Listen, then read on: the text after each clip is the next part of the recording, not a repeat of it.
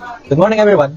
Today, I will going to demonstrate my understanding of SQL by presenting three different modes of queries. This query will return a list of all employees, showing their employee ID, employee name, the current project they are working on, the start date, and the end date of the project. Employees who are not currently assigned to any project will still be included, but their project name, project start date, and project end date fields will be null.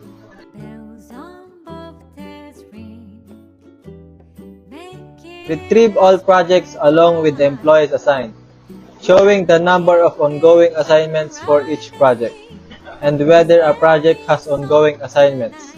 Use is null to handle missing end date values.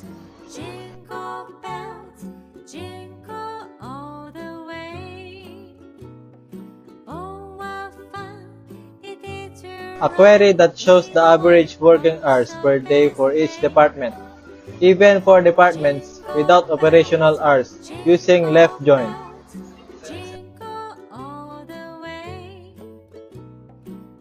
Retrieve project names along with their managing department names by joining the project table with the departments table.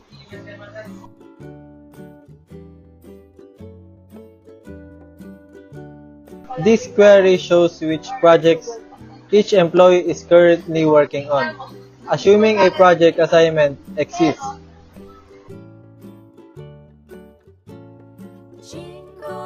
This query retrieves the total salary and the count of employees for each department, but only for employees who were hired after January 1, 2020. This query retrieves the total salary and the count of employees for each department.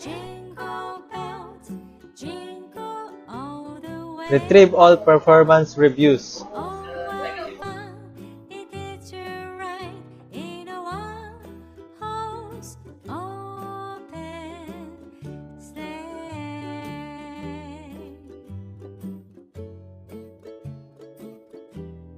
This query counts how many employees belong to each department.